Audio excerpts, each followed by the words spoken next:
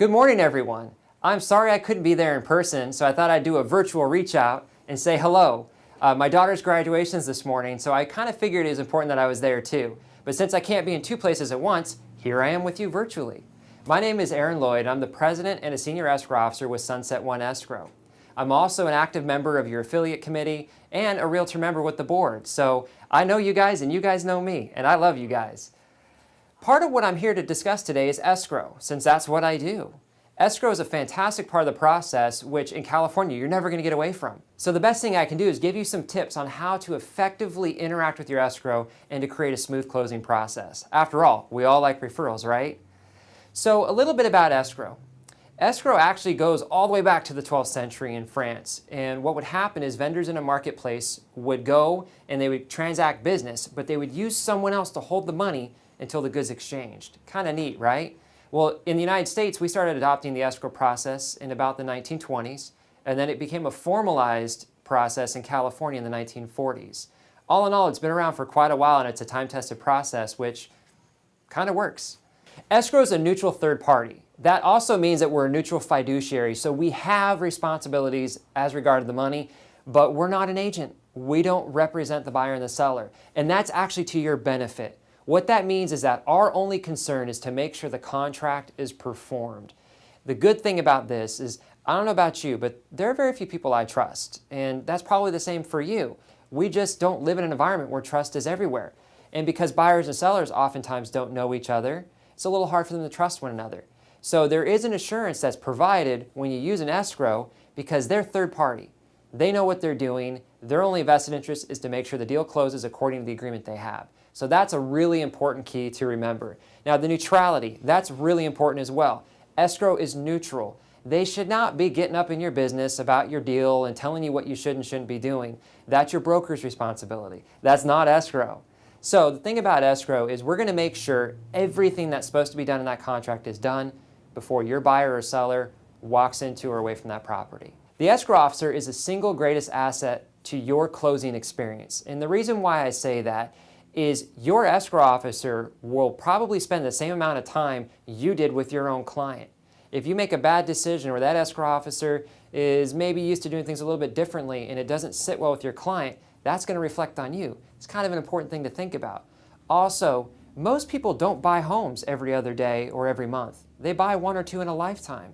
That means they need to be comforted through the process. They need to be told what to expect, what needs to be done, what paperwork needs to be signed, what paperwork doesn't need to be signed.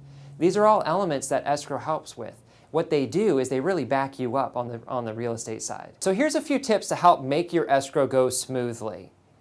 First one, take the time to get to know and form a relationship with an escrow officer.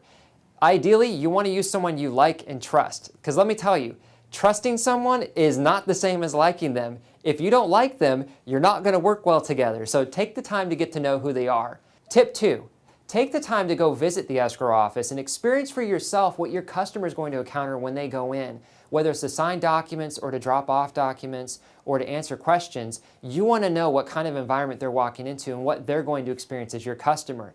Because whether or not you realize, but your selection of escrow or your interaction with escrow is going to reflect on you as a professional. So it's worth the time to go meet people, get to know them, and to have a comfort level of what your client's going to experience. Tip 3, take the time to prepare for the transaction you're about to engage in. So for example, if it's a standard sale, no biggie. You let them know to do their inspections, walk them through the process. But if it's a short sale, there's going to be other information that's required. There's going to be forms and affidavits that have to be signed. And a lot of times there's going to be a time-sensitive deadline. And if your clients aren't prepared and they don't know what to expect, they can be panicked. They can be nervous. It could not sit well with them. So take the time to be prepared. Tip 4, if there's information that you think the escrow officer needs to do their job better, share it. For example, we get this all the time. Oh, by the way, my customer or my client is going out of the country on a vacation the week before we close escrow. Is that a problem? Let us know these things up front. Okay, a lot of times we can fix the problem before it becomes a problem, but when we get bombarded at the last minute, there's not a whole lot we can do. After all, what could you do? Nothing. You just have to roll with it at that point. So if there's anything you think the escrow officer should know that can help them do their job better, let them know. Tip 5, be clear and concise about your expectations and the chain of communication. What that means is let the escrow officer know if there's someone else they need to talk to for a form or for follow-up on something, let them know that up front. Also, if there are certain things that you need in a transaction, maybe for broker compliance, or you just like to have, let the escrow officer know up front. That way they can be prepared to get those items to you. So my final tip to you is put your client first instead of your paycheck. Believe it or not, the common complaint we hear as escrow officers is at the end of the transaction. Most of the work's been done, but the agent gets so concerned about getting that paycheck that they forget to take care of their client. So do yourself a favor and always put your client first. The paychecks will come if you do that. So I just wanted to say congratulations for stepping up and becoming a realtor. It's a higher call with a higher set of standards, but believe me, the difference is monumental. I hope this information helps you, and if at any time you have questions, reach out to your escrow officer. They're there to help. You guys enjoy the rest of your orientation, and we'll see you next time.